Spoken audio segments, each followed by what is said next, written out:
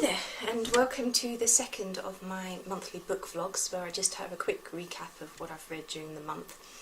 I've got to keep remembering to look up at the camera. Excuse me if I'm a little bit frazzled today. It's actually heading for 37 degrees C again here in Adelaide today, so haven't quite put the aircon on yet, but I probably will get to that once I've made this video, because it's a bit too noisy to turn it on now. But anyway, I've got a number of books to share with you today. Most of them are ebooks, so I've got them all on a little list so I don't forget any, but I've got two paperbacks, so I'll start with those so I can wave them at you, and then we'll go on to the ebooks. So the first one I read in February was The Men Who Lost America. This is a non-fiction work by Andrew O'Shaughnessy. It's looking at the key British figures during the American Revolution, both the generals and the politicians back home in England. It's a very enjoyable work. I've seen a lot of talk about the reasons why the British lost the war, and there's a lot of blame games that go on in a lot of different texts, and I really loved that this one was a very balanced account, and it said yes, you know, these guys made some wrong decisions, but there was sort of a reason behind it. There was something going on in the background that at the time made it look like it was a good choice when really it wasn't. So anyone interested in the American Revolution period, then this is a really good book, highly recommend it. I gave that one 4 stars overall. Next up, a 3-star read for me, which is an illustrated history of Adelaide, where I live. I found this in a used book sale just a couple of weeks back. I've been here in Adelaide for nearly 10 years now, but I really don't know a lot about its history, apart from the really general stuff about colonisation. So I thought it'd be a really lovely book. There's plenty of pictures. I was quite interested in the storyline. For the first settlement, I hadn't realised how controversial things were with the site of the city centre and things like that. So a very interesting read. I would have liked a bit more detail in some of the later years. As the time period went on, they kind of glossed over things a little bit. But definitely glad I read it, glad I picked it up for $5. So that's one I'll keep on my shelf. So moving on to the list. I've read quite a few ebooks so far this year. I had a big, huge batch from NetGalley just recently, where a lot of ones I requested were approved pretty much all at once. Traffic going by, sorry for that. Start off with, I finished Strange the Dreamer by Laini Taylor. I received this one from NetGalley, had a few problems because I couldn't get it to upload onto my, or download, sorry, onto my e-reader properly. It just wouldn't open. Every time you got to page 2, it just kept saying page error, and so I had to read it on the computer, which for a long book was difficult for me, pretty tiring on the eyes when I'm on here all day. So I only really read 1 or 2 chapters at a time. It took a little while, but I'm glad I persevered with it because I really enjoyed it. I think I like this more actually than Daughter of Smoke and Bone. A really fantastic story, very original, great characters. By the end I was, you know, gritting my teeth going, oh no, not a cliffhanger. And there is, unfortunately, a little bit of a cliffhanger, so I'll have to wait for the second book. I think it's going to be a trilogy again. But definitely worth checking out, particularly if you loved Daughter of Smoke and Bone. I'll move swiftly on because I noticed the time's clocking up a bit here. I also read 7 Stages by Geoffrey Trease, which was a very short work. It took 7 central figures from theatre and music, starting back at sort of Shakespeare, Marlowe time, right up to Verdi and some of the operatic singers of the early 20th century. Very enjoyable. They're only tiny little profiles, you only get a few pages with each of them, but they give you some further reading examples so you can go off and find out more about these figures if you want to. So I liked it as a little brief overview of the history of music and theatre. Next I read Peter Darling by Austin Chant. This was a transgender take on Peter Pan. I love Peter Pan, so anything Peter Pan will get me interested. Overall I enjoyed this book. I gave it 4 stars. Well, I should have said Strange the Dreamer got 5 stars, 7 Stages got 4 stars, Peter Darling another 4 stars. I found Peter's character a bit difficult to relate to at first. I wasn't keen on the way he was portrayed. Being cocky works when Peter Pan's a boy, but as an adult he just comes across as, you know, annoying really. However, once they started the relationship with Hook and their interactions, definitely it really picked up for me, and by the end I enjoyed the twists and turns and how the story finished. After that I read 2 period pieces, historical romance. The first one, The Rake and His Honour by Beth Elliot, I gave 4 stars. It's set in the Napoleonic era and it's got spies, adventure and obviously a bit of romance as well. Very enjoyable sort of Regency romp. The next one was Whispers in the Wind by Janet Woods. This is the lowest rated piece that I've read in February. I only gave it 2 stars.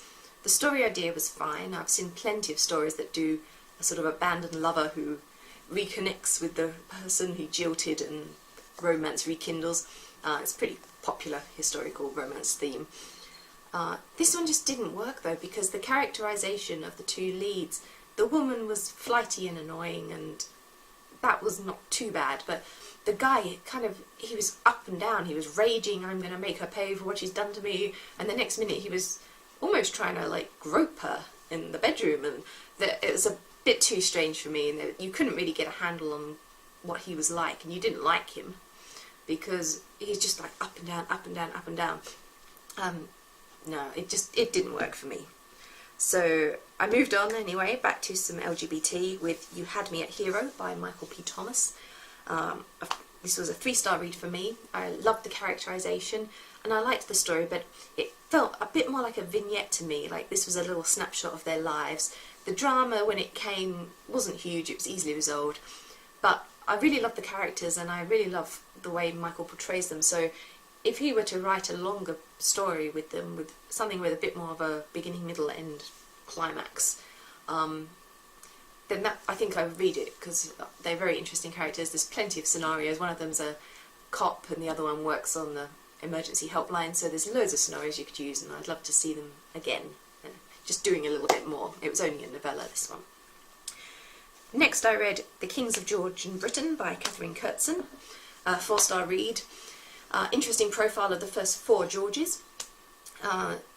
In some ways it could have done with a little bit more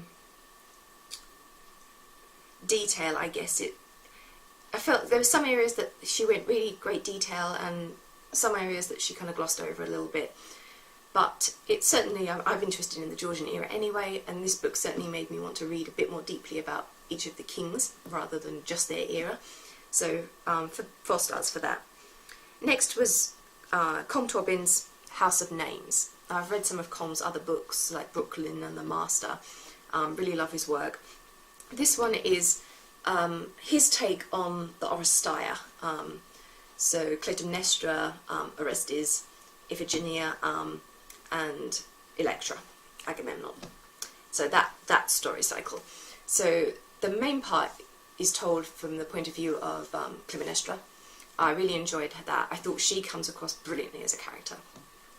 The next pieces were told through Electra and Orestes, and they were still enjoyable, but I didn't quite connect to the 2 of them as much as I did to Clytemnestra. So it was very interesting. I loved the modern take. He twists things a bit. He doesn't stick exactly to the story. He kind of works some of his own twists and turns and different bits and pieces in there, but the basis is the Oresteia, so if you know that, you know roughly what to expect. After that I read The Life of Emma, Lady Hamilton by J.T. Herbert Baily. Again, only in novella length, very short mini biography, if you like, of famous lover of Horatio Nelson. I didn't know much about her, so I found this interesting. I liked how it was balanced and he refuted some of the more bizarre claims about her early life. The only thing that really let this book down for me, and the reason it only got 3 stars, was a lack of real academic scholarship. I mean, there was no bibliography, very few notes and references, so you're kind of just trusting on his background reading and where he's getting his information from.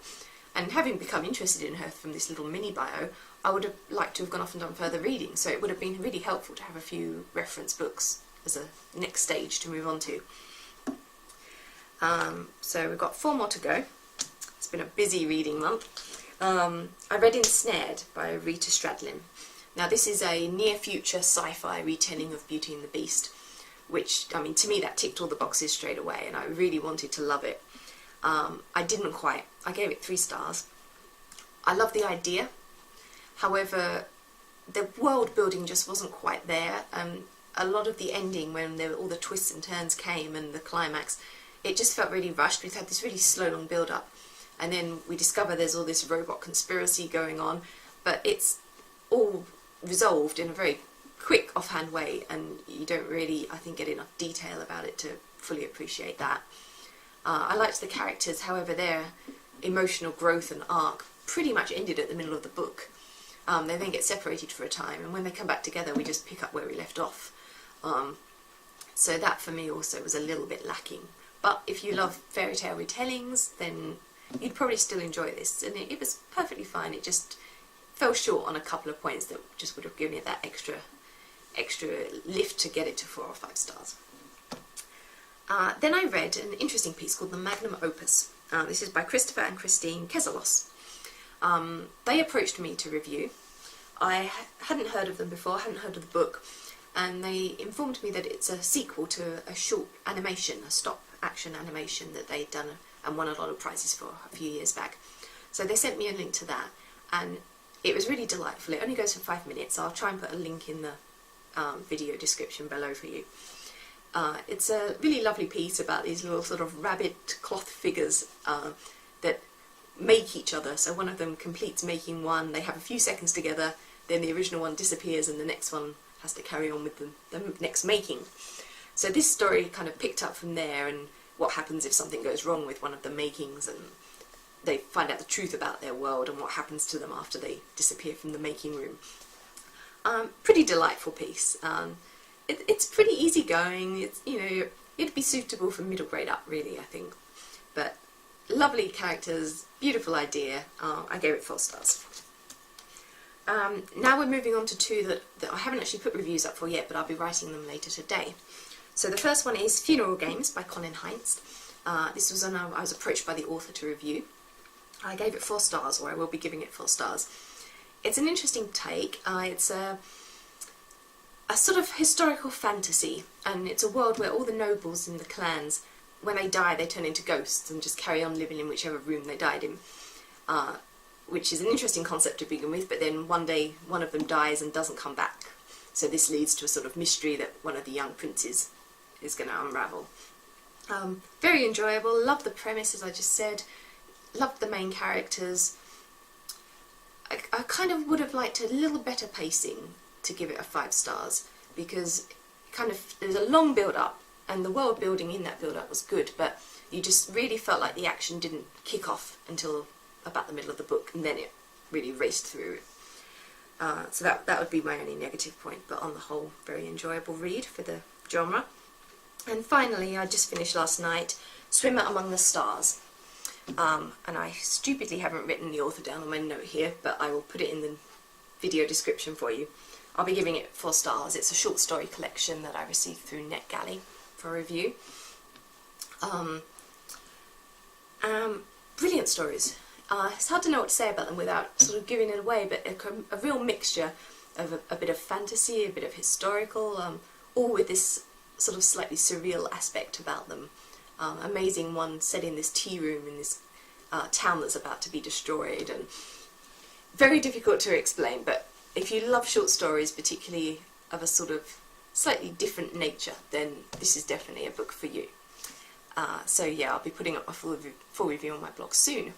So we're coming up, pushing towards 15 minutes, so I better call an end there and get this uploaded. I look forward to seeing you again at the end of March, when I'll share any books I've read then. I've just started one called The Girl from Raw Blood. So I look forward to sharing my thoughts with you when I come back in a few weeks. Until then, goodbye.